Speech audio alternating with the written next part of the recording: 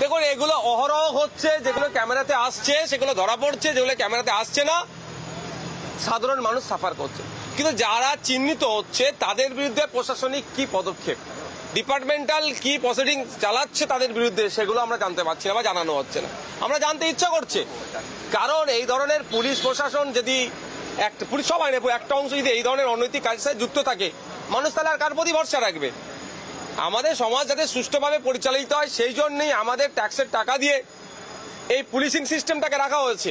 মাইনে তাদের পাচ্ছে আমাদের ট্যাক্সের টাকাতে, কারণ আমাদের সমাজ ব্যবস্থা যাতে সুষ্ঠুভাবে চলে। তারাই যদি সমাজে এই ধরনের কর্মকাণ্ড ঘটিয়ে ফেলে তাহলে সত্যি আমাদেরকে ভাবতে হবে। আর একটা কথা হচ্ছে, এই যে এগুলো যে পুলিশিং যে সিস্টেমটা আছে, এটা আমাদের রাজ্য অনেকটা পিছিয়ে আছে। ক্যাগের রিপোর্ট অনুযায়ী আমাদের রাজ্যের পুলিশের প্রায় 75% ওয়েপেন শর্টেজ আছে। ইউএন এর রেকমেন্ডেশন অনুযায়ী প্রতি 1 লক্ষ মানুষের 222টা পুলিশ দেওয়া দরকার। আমাদের রাজ্যে প্রায় সেখানে মাত্র 97টি পুলিশ। এইগুলো যেগুলো আছে এগুলো রিফর্ম হওয়া দরকার, এই নিয়ে বিধানসভায় আলোচনা হওয়া দরকার।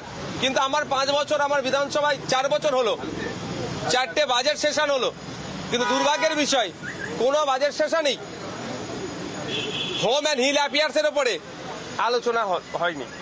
ফলে এই যেগুলো ঘটে যাচ্ছে প্রতিনিয়ত, এইগুলো নিয়ে চর্চা করার জায়গা সে অর্থে নয়। ফলে এগুলো বেড়ে যাচ্ছে। কখনো সিভিক ভলেন্টিয়ারের অভিযোগ আসছে, কখনো পুলিশের অভিযোগ আসছে, আবার কখনো পুলিশ নেশা করে হয়তো ডিউটি করছে, এই অভিযোগটা আসছে। এগুলোর জন্য তো নির্দিষ্ট ফোরাম আছে, পুলিশকে তো মেন্টালি কাউন্সিলিং করা দরকার। সেইগুলো কি যথাযথভাবে হচ্ছে সেইগুলো জবাব দিক বা জানার জন্য যে ফর্মগুলো আছে, যে জায়গাগুলো আছে, সেগুলো তো আমাদেরকে অ্যাক্সেস দিতে দেয় না।